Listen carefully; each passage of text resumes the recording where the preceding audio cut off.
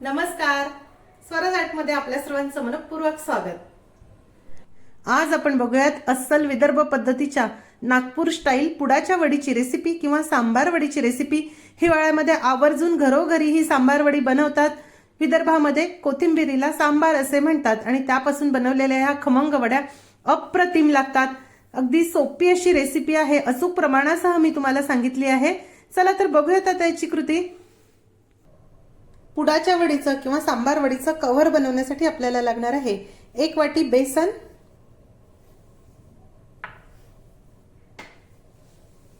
अर्धी वाटी मैदा,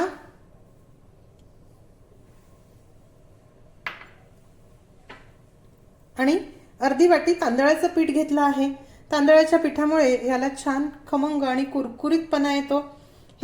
यामध्ये चिमूटभर हिंग घालूया, 1 टीस्पून लाल तिखट, अगदी चिमूटभर हळद घालूया। खूप हळद देखील घालायची नाही, वड्या तळल्यानंतर काळपट दिसायला लागतात, करपट दिसायला लागतात। अर्धा टीस्पून ओवा घालूया,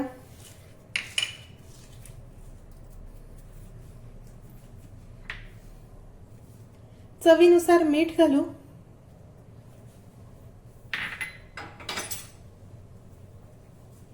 आता 2 टेबलस्पून गरम तेलाचं कडकडीत मोहन यावर घालायचं आहे।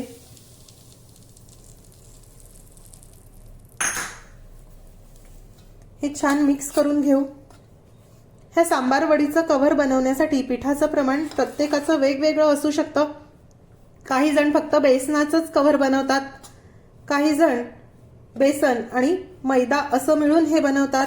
थोडा मैदा घातला की ह्या वड्या जरा कुरकुरीत होतात आणि ज्यांना अगदी समोसा कचोरी जसे विकतचे असतात तसं जर कव्हर बनवायचं असेल तर त्या कव्हरमध्ये मैदा जास्त असतो आणि बेसन खूप कमी असतं। पण पारंपरिक पद्धतीमध्ये बेसनाचाच वापर इथे झालेला आहे। कुरकुरीतपणा यावा म्हणून थोडा मैदा आणि थोडं तांदळाचं पीठ मी इथे घातलं आहे। या पद्धतीमध्ये वड्या अप्रतिम होतात। हे बघा, या पिठाला मी तेल छान चोळून घेतलं आणि आपण जर अशी याची मूद वळली तर अगदी सहज मूद वळते आहे। 1 वाटी पिठासाठी 1 टेबलस्पून तेल अगदी बरोबर योग्य प्रमाण आहे। आता यामध्ये पाणी घालू आणि ह्या पिठाचा घट्टसर गोळा आपण मळून घेऊ।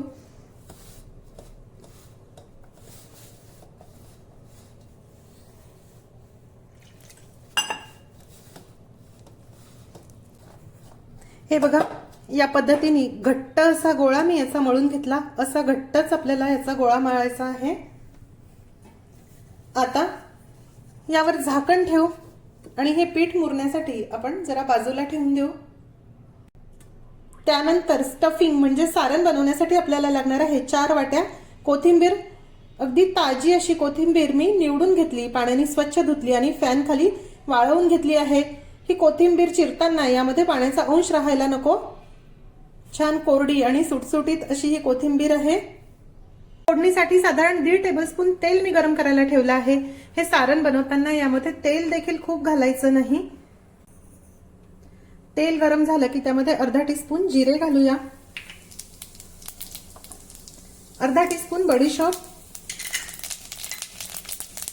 1.5 टेबलस्पून खसखस घालायची आहे। आता 2 हिरव्या मिरची आणि 1 इंच आलं त्याची पेस्ट करून घालायची आहे।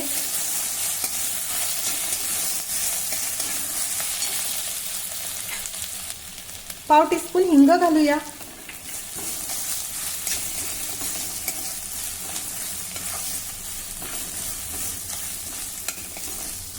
आता आपल्याला हे जरा परतून घ्यायचं आहे। बरेच जण सांबार वडीच्या सारणामध्ये कांदा देखील घालतात। तुम्हाला आवडत असल्यास तुम्ही इथे कांदा देखील छान असा तांबूस परतून घालू शकता। हे बघा, हे छान परतून झालं। आता यामध्ये पाव वाटी पांढरे तीळ घालू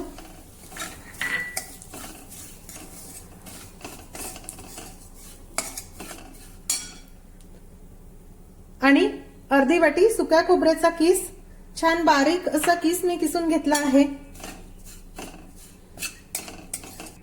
आता हे तीळ आणि सुक्या खोबऱ्याचा किस आपल्याला हलका तांबूस रंगाचा होईपर्यंत छान परतायचा आहे.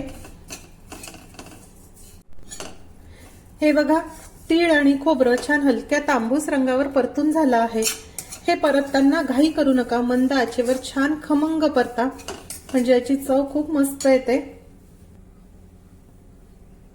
आता यामध्ये चिमूटभर हळद घालूया. चवीनुसार लाल तिखट, आपण हिरवी मिरची देखील घातली आहे, त्याचा अंदाज घेऊन तिखट घाला. 1 टेबलस्पून चारोळी घालणार आहे. अर्धी वाटी भाजलेल्या शेंगदाण्याची भरड, शेंगदाण्याचं असं ओबड-दोबड जाडसर कूट करून घेतलं आहे. चवीनुसार मीठ घालूया. अर्धा टीस्पून आमचूर पावडर घालणार आहे.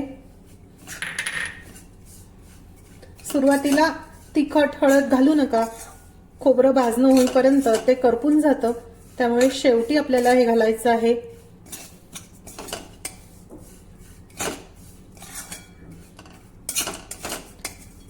शेंगदाणे असे जाडसर ठेवले की दाताखाली खूप मस्त लागतात, त्यामुळेच असे खलबत्त्यामध्ये जाडसर कुटून घ्या. हे बघा, हे मिश्रण छान परतून झालं आहे, छान अगदी कुरकुरीत खमंग झालं आहे. आता यामध्ये आपण 4 वाट्या बारीक चिरलेली कोथिंबीर घालू. कोथिंबीरीला पाणी अजिबात राहता कामा नये. चिरायच्या आधीच ती छान सुकवून घ्या. आता आपण हे मिक्स करूया.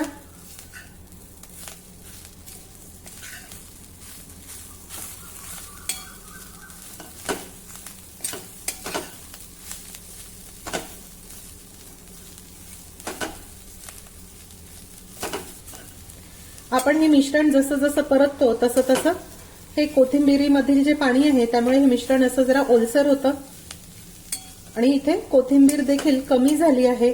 आता आपण गॅस बंद करूया. अगदी फार वेळ हे परतायची आवश्यकता नाही. ह्या प्रकारे कोथिंबीर जरा मऊ झाली की गॅस बंद करून टाकूया. सांबार वडी किंवा पुडाच्या वडीचं सारण तयार आहे. आता एका ताटामध्ये काढून हे सारण आपण थंड करून घेऊया. आता एका वाटीमध्ये 1 टेबलस्पून तेल घेऊया. यामध्ये 1 टीस्पून गरम मसाला घालू. हे छान मिक्स करून घेऊ. साधंच नॉर्मल टेम्परेचरचं तेल आहे, त्यामध्ये हा मसाला मी मिक्स करून घेतला आहे. घरगुती कुठलाही गरम मसाला तुम्ही इथे घेऊ शकता. हे बघा, हे पीठ छान मुरलं. आता एक वेळ आपण हे छान मळून घेऊ. असं घट्टच हे पीठ आपल्याला ठेवायचं आहे. आता आपण हे पिठाचा असा छोटा गोळा घेऊया. ह्याची पातळ पारी आपण लाटून घेऊ.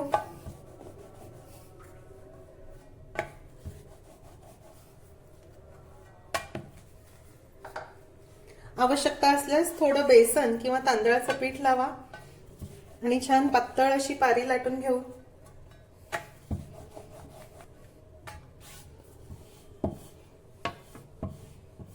हे बघा, अशी लांब लांब आकाराची ही पारी मी लाटून घेतली. आता हे तेलामध्ये आपण जो मसाला कालवला आहे, हे तेल आपल्याला यावर लावायचं आहे.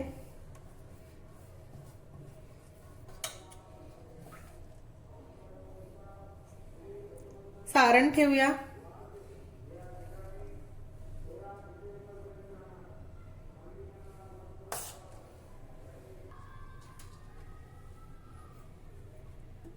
भरपूर सारण ठेवा. आता एका वाटीमध्ये मी थोडं पाणी घेतलं आहे. हे जे काठ आहे त्याला थोडं पाणी लावून घेऊ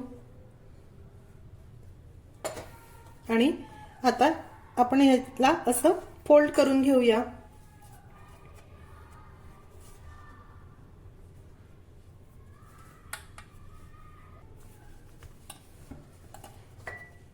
हे छान असं दाबून बंद करा, म्हणजे वडी तळताना तेलामध्ये सुटणार नाही. बरेच जण स्प्रिंग रोल सारखी देखील ही पुडाच्या वडीची घडी करतात. तुम्हाला आवडत असेल तर तुम्ही स्प्रिंग रोल सारखी देखील याची घडी करू शकतात. मी इथे तुम्हाला पारंपरिक पद्धत दाखवली आहे. हे बघा, या पद्धतीने छान ही अशी दाबून घेतली आहे. अशा सर्व वड्या मी आता करून घेते. वड्या तळण्यासाठी इथे मी तेल गरम करायला ठेवलं आहे. तेल मध्यम गरम झालं की त्यामध्ये सहज मावतील एवढ्या वड्या घालूया. आता मंद आचेवर ह्या वड्या आपल्याला छान खमंग होईपर्यंत तळायच्या आहे. वड्या तळताना घाई करू नका. बरेच जण ह्या वड्यांचे रोल कापून मग पुन्हा तळतात. त्या वड्या अधिक खमंग होतात.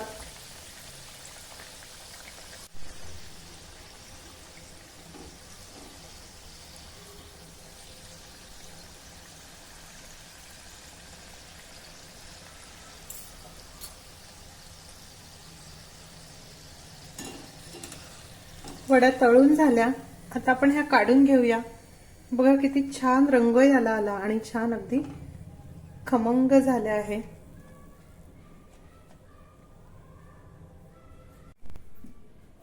अतिशय चविष्ट, खूप खमंग अशा पुडाच्या वडी किंवा सांबार वडी तयार आहे. हे बघा किती छान झाले आहे. एक वडी मी तुम्हाला तोडून दाखवते. सारण देखील बघा आतपर्यंत छान भरलं गेलं आहे. सांबार वडी किंवा पुडाची वडी तुम्ही तळलेल्या हिरव्या मिरची बरोबर किंवा फोडणीच्या ताकाबरोबर, कढी बरोबर खाऊन बघा, मस्त लागते. पारंपरिक पद्धतीमध्ये ताकाच्या गरमागरम कढी सोबत ही सांबार वडी खाण्याची पद्धत आहे. कुठल्याही पद्धतीने खाऊन बघा, मस्त लागते. या प्रकारे सांबार वडी तुम्ही नक्की करून बघा. आजची रेसिपी आवडल्यास रेसिपीला लाईक करायला व शेअर करायला विसरू नका. माझ्या चॅनलला देखील नक्की सबस्क्राईब करा. अशीच एक छानशी रेसिपी घेऊन भेटूया स्वराजच्या पुढच्या भागामध्ये. तोपर्यंत चवीने खा आणि निरोगी राहा.